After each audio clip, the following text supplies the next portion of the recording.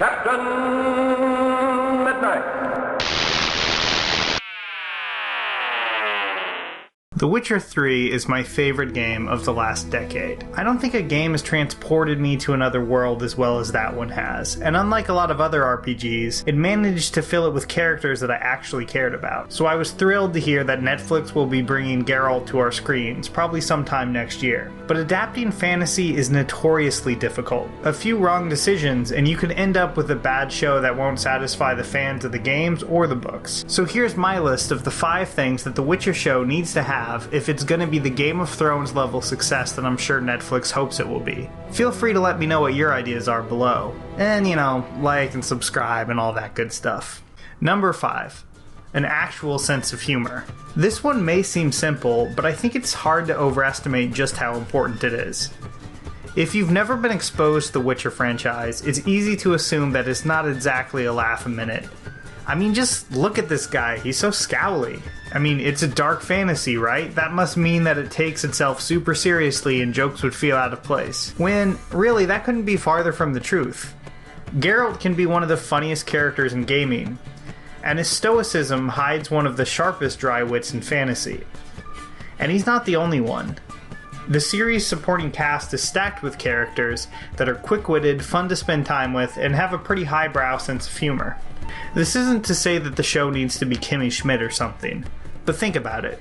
Breaking Bad, The Wire, even fellow fantasy giant Game of Thrones are all shows that understood the power of being really, really funny. All of those shows can be funnier than most sitcoms when they want to be, and The Witcher should be no exception. The executive producers of the show gave a short quote where they went out of their way to mention how funny the characters are, which gives me hope that the show won't just be some grimdark slog like some might assume it is. Number 4. Do the monsters right. Well, it looks like it's time for me, a guy with no background in CG or special effects, to tell Netflix how to make their show look good. Yeah, I'm sure they can figure this one out without any help from some guy on YouTube. But if they screw it up, it could sink the whole show. Fantasy has always been tough on TV, where money for effects can get pretty tight. But if you're making a Witcher show, there's just no getting around the fact that you're gonna have to include a lot of special effects heavy monsters. I have no idea what kind of budget this show will have, but since Game of Thrones is the most expensive TV show ever made, I'm guessing it won't quite be that high. So something like the Wyvern might be hard to pull off without looking like a CGI mess. If the show wants to avoid looking like a Uwe Boll movie from 2005, they'd probably be smart to invest in a mixture of CGI and practical effects.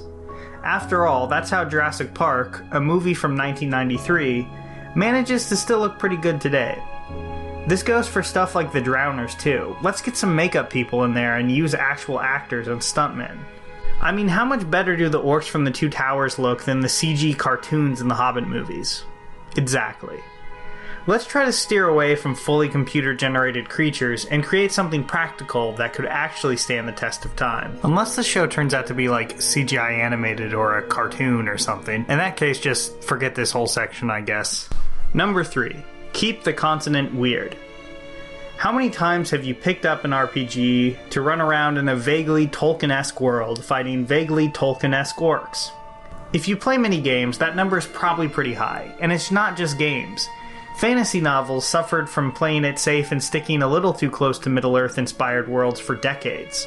One of my absolute favorite things about The Witcher is how it manages to feel so completely different. Instead of going back to that well, the Polish author of the series decided to use his own country's Slavic and Scandinavian folklore when creating his fictional world. And it really paid off. The Witcher has some of the usual fantasy suspects, sure, but it's also populated with uniquely Polish touches. Noonwraiths, botchlings, the Wild Hunt. These were created by repurposing creepy old folktales into something new. The game series wisely chose to emphasize this weirder stuff instead of sanding them down into a more conventional fantasy setting. And if the TV show wants to stand out from the rest of the fantasy crowd, it should try to do the same. Number 2. Bloody gray areas. Look, I'm all for family-friendly fantasy stories. I'm glad there's so many stories that kids can pick up and escape into fantastical worlds of brave heroes and evil dark lords. That's great. The Witcher, though, is not that. And it shouldn't be treated like it is. Gruesome, profane, and sometimes excessively gory, The Witcher has never skimped on violence, sex, or language. And I don't want any of that to change. But of course, being a mature series isn't about blood and guts. If that were the case, the Happy Tree Friends would be the most mature thing around. Whatever happened to the Happy Tree Friends? It's about exploring its characters in a way that moves beyond the simple black and white, good versus evil narratives that fuel more kid-friendly tales. Geralt exists in a harsh, unjust world, filled with hardened, desperate people. And the best that the books and games have to offer, the story is never as simple as some morally pure knight fighting bravely against a monster of all-consuming evil. The Witcher is more like a fantasy detective noir, where even Geralt's friends' motives can be morally suspect. And Geralt himself can be a pretty cold bastard sometimes too. It doesn't do this to wallow in darkness, but to respect its creations and treat them like the complex individuals that fantasy characters so rarely get to be. Lose that, and you might just be dropping the most important aspect of the series. Number 1. Let Geralt be Geralt. Geralt of Rivia is awesome. That's basically an Imperial fact. Stripped of all emotions as a child, while somehow still managing to harbor a lot of emotional depth, Geralt is like Clint Eastwood and Humphrey Bogart rolled into one, with the sword, and magic, and a terrible horse that glitches out every other time you call it. I mean, he rules. But as the lead of a TV show, he could be pretty hard to pull off. Think about it. In the novels, you get his inner monologues. In the games, you get to make his decisions, kind of forming your own version of Geralt. But without the ability to do either of those things, it's going to be tough.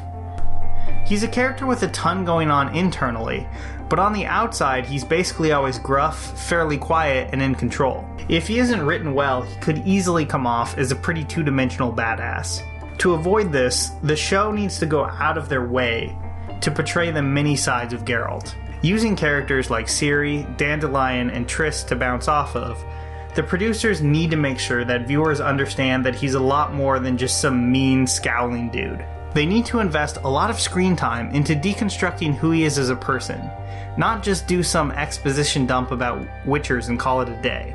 New viewers aren't going to care about a white-haired weirdo with no emotions who is part of some ancient order of monster slayers, because there's nothing human there to connect with. That is until you show them all the sides of Geralt that Witcher fans know and love.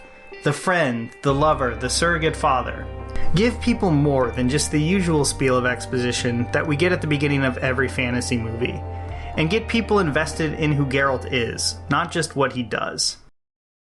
Here's a special tip for the fellas and girls who have not already joined Captain Midnight's new 1940 Flight Patrol.